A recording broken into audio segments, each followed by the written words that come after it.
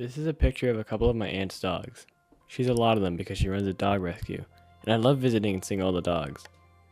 I even have a couple dogs of my own. Lola is an interesting dog, and it is an interesting story too. My family and I found her in a pet store in Florida. When we walked in, she was in what could only be described as a fish tank, and she was no bigger than a little backpack. We bought her and took her home. She has a great personality and has been a great friend for 8 years now. However, she's the oldest dog in our house.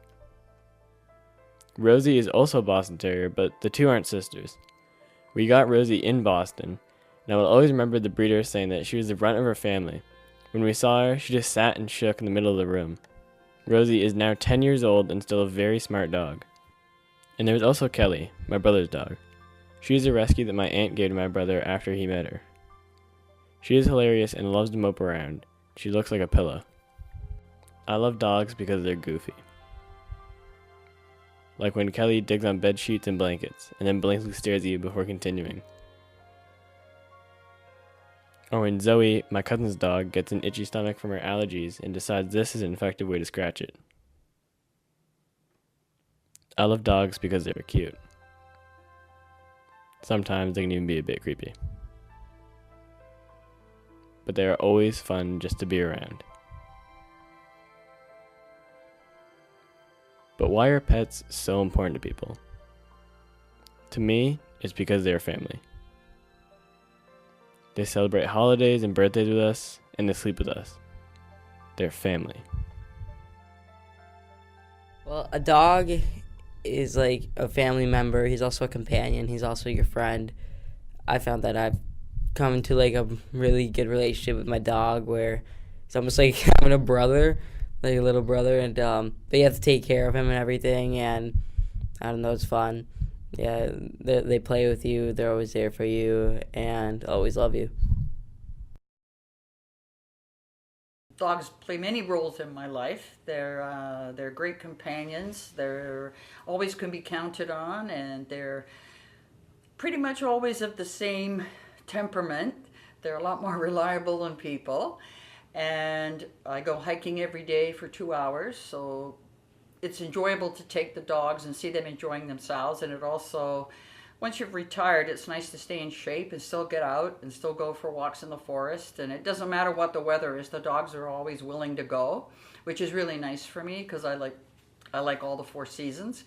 And I actually run a dog rescue. I have for 13 years, and it gives me great satisfaction to see some of the dogs who come into my rescue who have been abused. They're afraid, they're aggressive, they have no more trust of humans. And after working with them for a while, with the help of my own dogs, who are very stable and very balanced, to see these dogs blossom and become dogs again and enjoy playing with toys again, enjoy a walk, and actually learn to trust a human being again.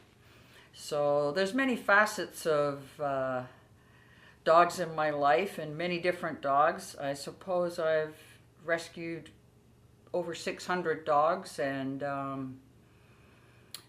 all of them have been able to